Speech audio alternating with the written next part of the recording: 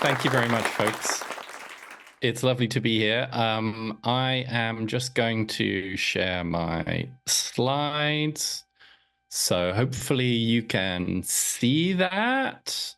Thumbs up. Yeah, okay, that's good. Great.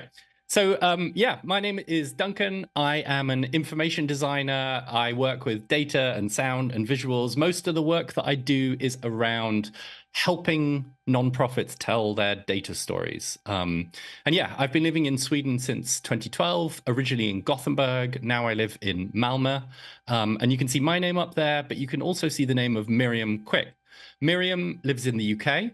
In Devon, and together we run a studio called Loud Numbers, where we turn data into sound and music through the exact process that Nicholas has just been talking to you about, sonification.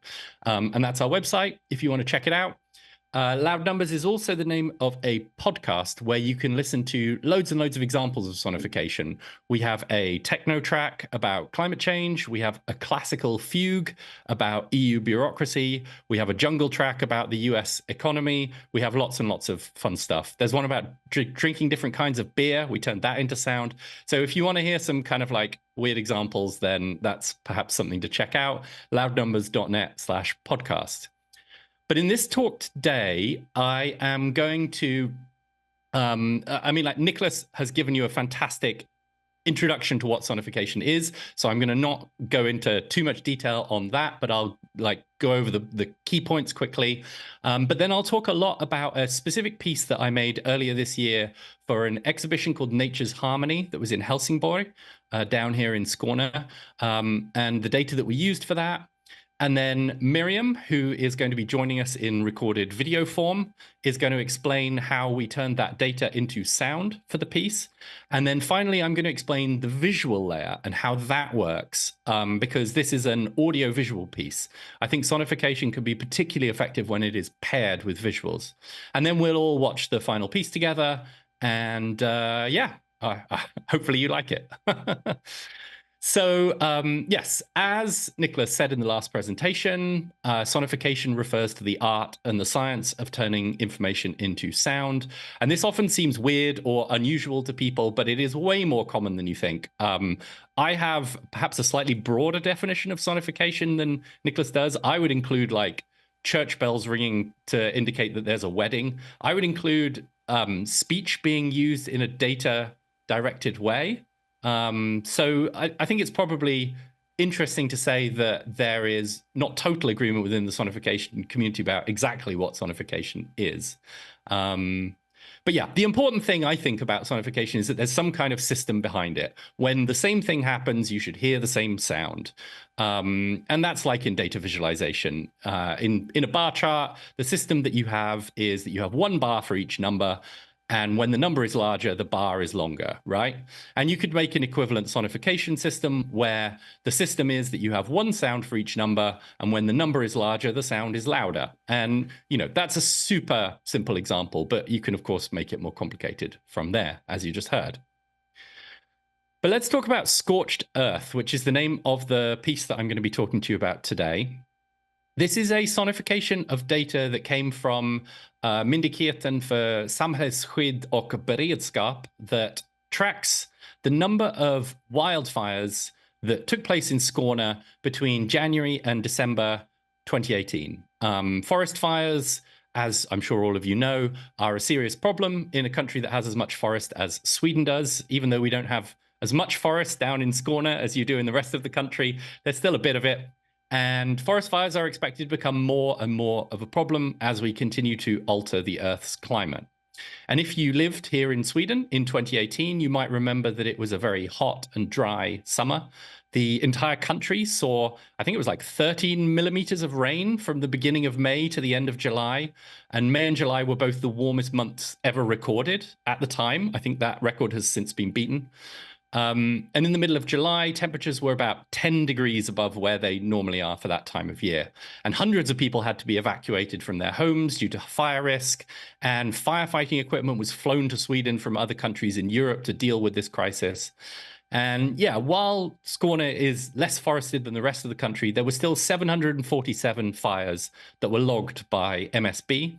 over the year. And these fires burnt about 521,000 square meters of land in total. And this is the data that is behind the piece of music that you're going to hear in a bit. And I'm going to pass you over to Miriam now, who's going to explain how we did that mapping.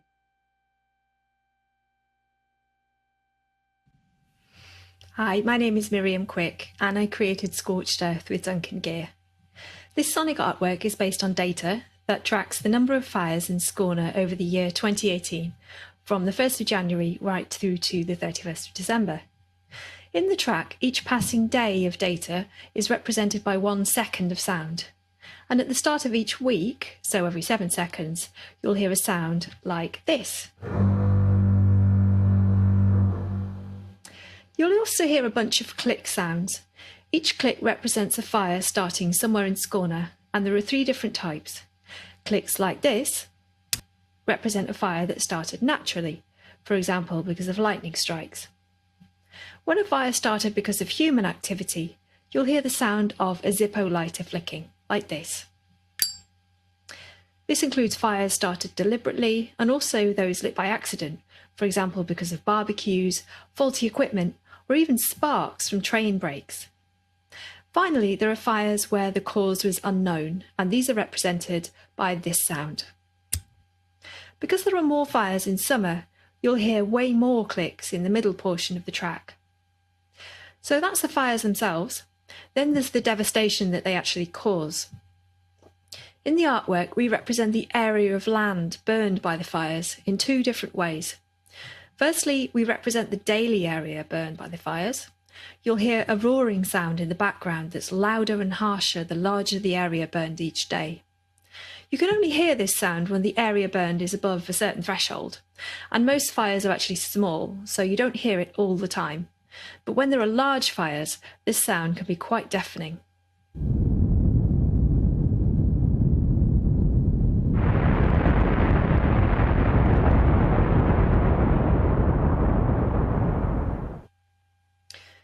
Secondly, we represent the cumulative area burned over the course of the whole year. And we did this by using a scale that's played on strings. It starts low down in pitch, and then it gets higher and higher as the track goes on. This is because more notes are added to the scale as the area burned grows.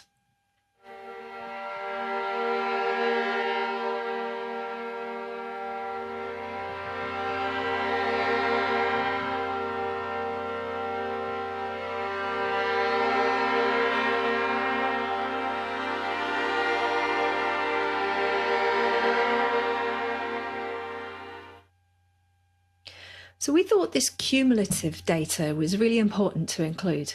So while you'd expect fires to start from time to time pretty much anywhere on Earth, in unusually hot and dry seasons like Sweden had in 2018, the number of fires and the size of fires starts to outstrip our ability to respond and to cope.